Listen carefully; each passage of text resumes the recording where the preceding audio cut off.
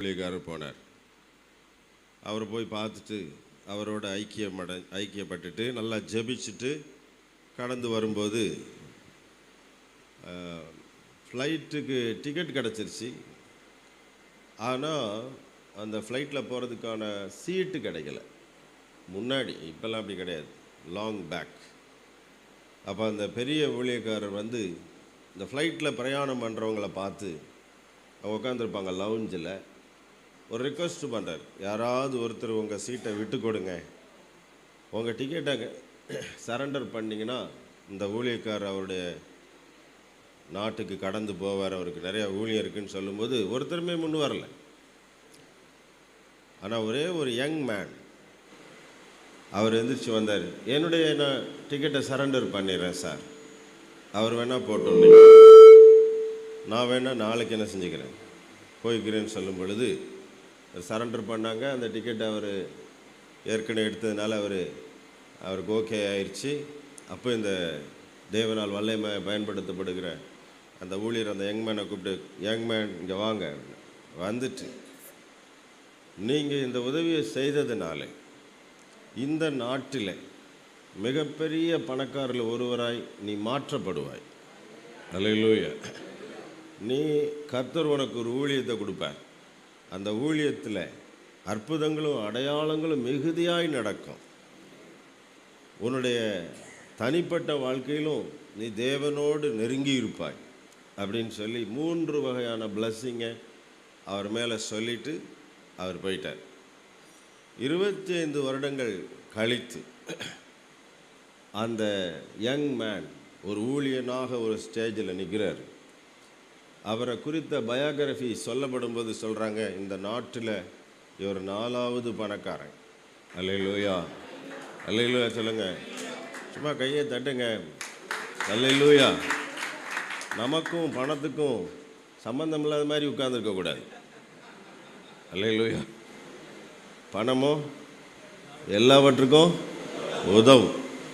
பணத்தை கொடுக்குறவர் யார் தான்? ஆண்டவர் தானே. அவர் தானே நம்மளை ஆசீர்வதிக்கிறாரு. அல்லேலூயா. அதனால் ஒருத்தன் தேவனால் உயர்த்தப்பட்டால் நமக்கு சந்தோஷம் வரணும். அடுத்து பாருங்கள், அவருடைய ஊழியத்தில் அற்புத அடையாளங்கள் மலிந்து கிடந்தது. அவர் கையை நீட்டுற இடத்துல பூரா ஆண்டவர் அற்புதங்களை செய்தார். அடுத்து மிக முக்கியமாக தனிப்பட்ட வாழ்க்கையில் அவர் தேவனோடு நெருங்கி நடந்தார். ஆண்டவர் அவரோடு பேசுகிறார், இவர் அவரோடு பேசுகிறார். they walked together.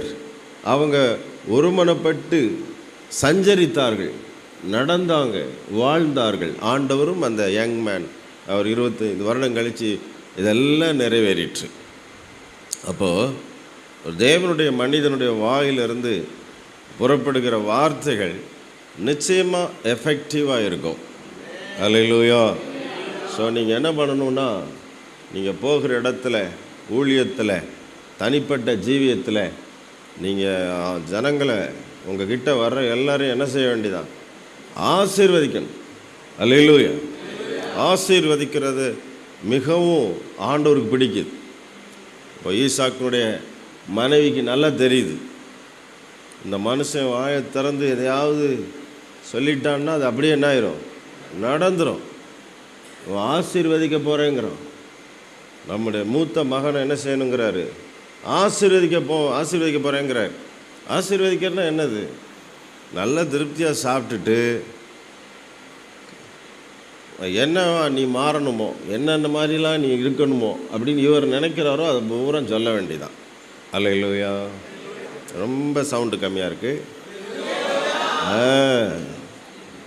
அப்போது அதுவும் ஈசாக்கு என்ன சொல்கிறார் பாருங்க, சரிப்பா நான் உன்னை ஆசீர்வதிச்சிட்றேன், அப்புறம் போய் வேட்டையாடி என்னத்தையாவது கொண்டு வா, திரும்ப வேறு என்ன செய்ய அப்படின்னு சலிச்சிக்கிறாம, நான் ஆசீர்வாதத்தை ரிசர்வ் பண்ணுறேன், நீ போய் நல்ல வேட்டையாடி சிறப்பாக தயார் பண்ணிட்டு வா, இன்னைக்கு ஸ்பெஷலாக நான் அதை நல்லா சாப்பிட்டுட்டு அந்த உற்சாகத்தில், அந்த சந்தோஷத்தில், அந்த மகிழ்ச்சியில் நான் என்ன செய்ய போகிறேன்?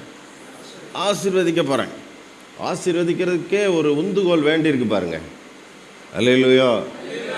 அதனால் நீங்கள் யாரெல்லாம் ஆசீர்வதிப்பீங்களோ கர்த்தர் அவங்களை என்ன செய்கிறாரு? ஆசீர்வதிக்கிறார். இன்னொன்று நம்ம செய்ய வேண்டியதே இல்லை, நமக்கு அது தேவையில்லை. நீங்கள் அவங்கள சபிப்பியோ அவங்கள நான் என்ன செய்ய போகிறேன்? சபிக்கிறேன்ற நமக்கு வேண்டியதில்லை. ஆண்டவர் புதிய ஏற்பாட்டில் அது வேணாம், அதை விட்டுருங்க. உங்கள் வேலையை பாதியாக குறைச்சாச்சு. ஒன்லி என்ன பண்ணுங்கள்? ஆசீர்வதிச்சுக்கிட்டே இருங்க. அல்லேலூயா. ஸோ நாம் ஆசீர்வதிக்கும்படி அழைக்கப்பட்டிருக்கிறோம். பெரும்பாலான நேரங்களில் நமக்கு ஏதாவது ஆசீர்வாதம் வருமானு தான் என்ன செஞ்சிட்ருப்போம்? யோசனை பண்ணுவோம். அது வரும். மற்றவங்களை நம்ம ஆசீர்வதித்தோம்னா ஆட்டோமேட்டிக்காக ஆண்டவர் நம்மளை என்ன செய்வார்? ஆசீர்வதிப்பார். ஆசீர்வதிக்கிறவனை கர்த்தர் பார்த்தா அவனை ஆசீர்வதிக்க விரும்புவார். அல்லேலூயா. ஸோ இன்றைக்கு ஒரு வசனத்தை நம்ம தியானிக்க போகிறோம். 1 யோவான் 3வது அதிகாரத்தில் 21, 22 வசனங்களை சுருக்கமாக தியானிக்க போகிறோம். ஒருத்தர் வாசிக்கலாமா? பிரியமானவர்களே,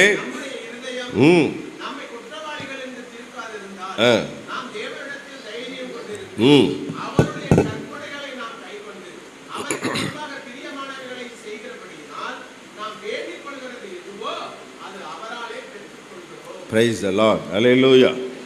சத்தமாக சொல்லுங்க. அல்லேலூயா.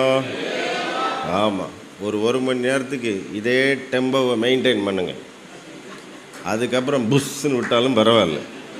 அல்லேலூயா. இதில் நம்ம அந்த 2 வசனத்தை ரிவர்ஸில் போகும். ரிவர்ஸில் நாம் வேண்டிக் கொள்கிறது எதுவோ அதை அவராலே பெற்றுக்கொள்ளுகிறோம். அல்லேலூயா. பெற்றுக்கொள்ளுகிறோம் அப்படிங்கிறதே ஒரு சந்தோஷமான ஒரு விஷயந்தான். ஏன்னா பல நேரங்களிலே நாம் பெற்றுக்கொள்ளலைங்கிறதா நமக்கு வருத்தமாக இருக்குது. ஆனால் வேதம் இந்த இடத்துல சொல்லுது பெற்றுக்கொள்ளுகிறோம். அதுலேயும் எதை பெற்றுக்கொள்ளுகிறோம் என்று சொன்னால் அதையே பெற்றுக்கிறோம். எதை பெற்றுக்கிறோம்? நாம் எவைகளை வேண்டிக் கொள்ளுகிறோமோ அதையே பெற்றுக்கொள்ளுகிறோம். இதை விட ஒரு பாக்கியமான நிலைமை என்ன இருக்குது? அல்லேலூயா. இப்போ நம்முடைய சர்ச்சில் ஒரு 200 பேர் இருக்கிறாங்கன்னு வச்சுக்கோங்களேன். இப்போ நம்ம ஆண்டவர்கிட்ட 400 வேணும் அப்படின்னு கேட்டால், அதை விடுப்பா, உன்னை நான் பொருளாதாரத்தில் ஆசீர்வதிக்கிறேன், ஜனங்களெல்லாம் கேட்காது அப்படின்னு ஆசீர்வாதத்தை மாற்றி கொடுக்க மாட்டேங்கிறேன். நாம் எதை வேண்டிக் கொள்ளுகிறோமோ அதையே நம்ம அவராலே பெற்றுக்கொள்ளுகிறோம். அல்லேலூயா. யாரால் பெற்றுக்கொள்ளுகிறோம்? அவராலே பெற்றுக்கொள்ளுகிறோம். இங்கே தான் ரகசியமே இருக்கு. அவரை அவாய்ட் பண்ணிட்டு, அவரை நெக்லெக்ட் பண்ணிட்டு, அவரை நாம் கண்டுக்கிறாம, நான் வேண்டிக் கொள்ளுவேன், நான் பெற்றுக்கொள்ளுவேன், நான் வேண்டிக் கொள்ளுகிறதை பெற்றுக்கொள்ளுவேன், நான் வேண்டிக் கொண்டிருக்கிறேன், நான் பெற்றுக்கொள்ள போகிறேன், இப்படி மாத்திரம் நம்ம யோசிச்சுட்டு இருந்தோம்னா பெற்றுக்கொள்கிறது ரைட்டு, கொடுத்தா தானே பெற்றுக்கொள்ளுவேன். அல்லேலூயா. கொடுத்தா தானே பெற்றுக்கொள்வேன். ஆமாங்க, கொடுக்கட்டும். யார் கொடுப்பா? அவர் தான் கொடுப்பார். அவராலே தான் பெற்றுக்கொள்ள முடியும். அதனால் we are not supposed to omit Jesus. அவரை நம்ம என்ன செய்ய முடியாது அப்படின்னா அவாய்ட் பண்ண முடியாது. அல்லேலூயா. அல்லேலூயா. அப்போது அவராலே நம்ம பெற்றுக்கொள்கிறோம். சந்தோஷமாக இருக்குது. ஓகே, நம்ம வேண்டிக் கொள்கிறத பெற்றுக்கொள்கிறோம், இது போதும். இப்போ 1வது சங்கீதத்தில் கூட பார்த்தீங்கன்னா அவன் செய்வதெல்லாம் வாய்க்கும் அப்படின்னா அது ஒரு சந்தோஷமாக இருக்குது. அவன் செய்வதெல்லாமே வாய்க்குமா சார்? அவன் செய்கிறதெல்லாம் வாய்க்கும். எவன் செய்கிறது சார் வாய்க்குன்னு அப்படி கொஞ்சம் பின்னாடி போய் பார்த்தோம்னா அதிலெல்லாம் கொஞ்சம் சட்ட சிக்கல் இருக்குது நமக்கு. சரி, யோவான் 14:14 எடுத்துக்கிறோம். அதில் ஆண்டவர் சொல்கிறார், என் நாமத்தினாலே நீங்கள் எதை கேட்டாலும் அதை நான் செய்வேன் அப்படின்னா, எதை கேட்டாலும் செஞ்சிருவார் சார். எதை கேட்டாலும் செஞ்சிருவார். எதை கேட்டாலும் செஞ்சிருவாரா? இருங்கங்க, ஏன் அழுத்தி கேட்குறீங்க? எதை கேட்டாலும் செய்வார். நல்லா யோசிச்சு சொல்லுங்கள். எதை கேட்டாலும் செய்வாரா? கடைசியில் முடிவு இல்லைன்னு வந்துடும். எதை கேட்டாலும் செய்ய மாட்டாருங்க. நாம் எதையாகிலும் அவருடைய சித்தத்தின்படி கேட்டால் அவர் நமக்கு செவி கொடுக்கார் என்பதான் நாம் அவரை பெற்றி கொண்டிருக்கிற தைரியம். அல்லேலூயா. ஸோ நேரடியாக பிளஸ்ஸிங்காக இருக்கிற ஒரு வசனம் நீங்கள் இன்டெப்த்துக்கு போகும் பொழுது it has a different connotation.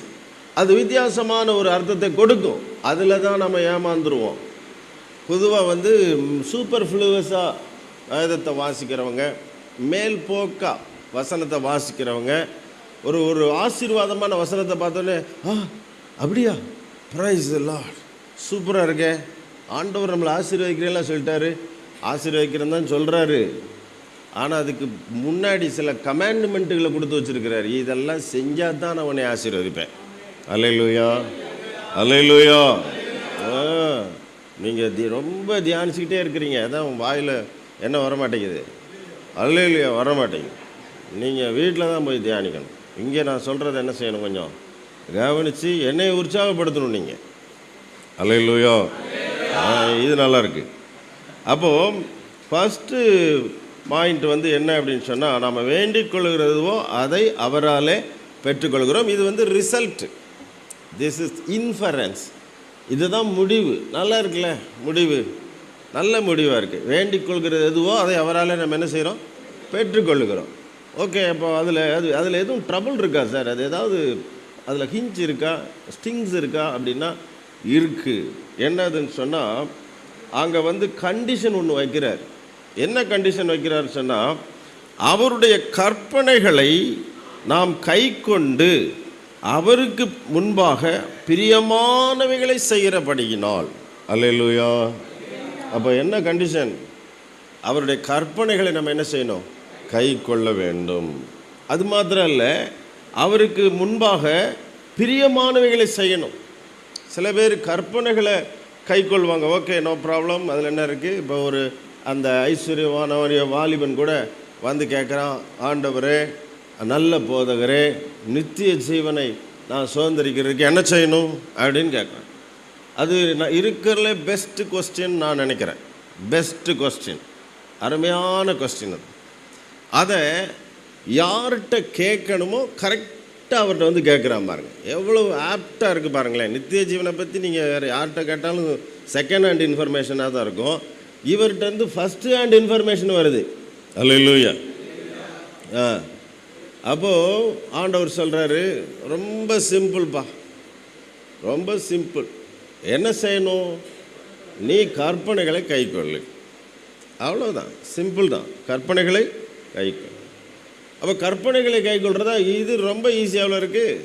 ஆகவே அவன் சொல்கிறான், நான் சிறு வயது முதற்கொண்டே நான் என்ன செஞ்சிட்ருக்கேன், கற்பனைகளை கை கொள்கிறேன். அப்படியா, அப்போ பிறகு என்ன, நீ நித்திய ஜீவனுக்கு ஓகே தானே அப்படின்னு சொன்னால், அங்கே ஒரு கொஸ்டின் வருது. சிறு வயது முதற்கொண்டே கற்பனைகளை கை கொள்கிற உனக்கு நித்திய ஜீவனை சுதந்திரிக்கிறது எப்படின்னு தெரியலையே, அது எப்படின்னு கேட்குறப்ப அதில் ஏதோ ஒரு ட்ரபிள் இருக்குது. சம்திங் இஸ் அங்கே மிஸ்ஸிங், ஏதோ ஒன்று இருக்குது அப்படின்னு. அப்போ ஆண்டவர் புரிஞ்சுக்கிறார், இவன் பணக்காரன், இவன் மிகுதியான ஆஸ்தி உடையவனாக இருக்கான், அதுதான் இவனை என்ன செய்யுது, தடுக்கிறது. ஆகவே ஆண்டவர் சொல்கிறாரு, நீ உன்னுடைய ஆஸ்தியெல்லாம் விற்று என்ன செஞ்சிரு, தரித்திரை கொடுத்துட்டு பின்பு என்ன செஞ்சிரு, பின்பற்றி வா. அப்படின்னா என்ன செய்யலான்னு சொல்கிறாரு, எங்கே போகலாம், நித்திய ஜீவனை நீ சுதந்திரிச்சிக்கலாம். அப்போது அவன் சவதரித்து வச்சதெல்லாம் விற்று தரித்திரை கொடுத்தா தான் நித்திய ஜீவனை சுதந்திரிக்க முடியுங்கிற கண்டிஷன் அவனுக்கு ஒத்து வரவில்லை. ஒரு அல்லேலூயா சொல்லுங்கள். அல்லேலூயா. கற்பனைகளெல்லாம் கை கொள்ள தான் செய்கிறான். ஆனால் அவனுடைய ஆஸ்தி, அவனுடைய சொத்து, அவனுடைய பொருளாதாரம் சர்ப்ளஸாக இருக்கிறதுனால, அதை அவன் பெருசாக நினைக்கிறதுனால, அவனுடைய மனதெல்லாம் அங்கே இருக்கிறதுனால அவன் எதுக்கு தயாராகிட்டான்னு சொன்னால், நித்திய ஜீவனுக்கு வரட்டாலும் பரவாயில்லைங்க, ஆனால் நான் இதெல்லாம் என்ன செய்ய முடியாது, விட முடியாது. ஸோ ஒரு பெரிய காம்படிஷன் அந்த இடத்துல இருக்குது பாருங்கள்.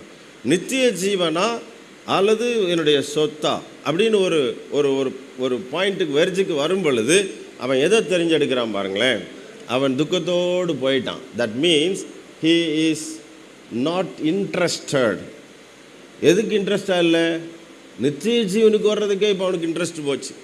எதை சுதந்திரிக்க வேணும் ஆசையாக கேட்டானோ அதை சுதந்திரிக்க முடியாதபடிக்கு அவனுடைய சொத்துக்களே அவனுக்கு விரோதமாய் வேலை செய்து பாருங்கள். ஆண்டவர் உடனே சொல்கிறார், பணக்காரங்க ஐஸ்வர்யவான்கள் தேவனுடைய ராஜ்யத்துக்குள்ளே பிரவேசிப்பது கடினமானது. அல்லேலூயா. அப்போது என்னங்க, அப்போது சீசர்லாம் பதறிட்டாங்க. கொஞ்சம் கொஞ்சம் சொத்து கித்து வச்சுருப்பாங்கன்னு நினைக்கிறேன். அதனால் ஐயையோ ஆண்டவரே இது எப்படி ஆகும் அப்படின்னு கேட்குறாங்க. பயப்படாதீங்க, மனுஷரால் கூடாதவைகள் தேவனால் கூட. அப்போது பாருங்களேன், தரித்திரன் அல்லது கொஞ்சம் சொத்து கித்து இல்லாதவன் கூட வருவான்.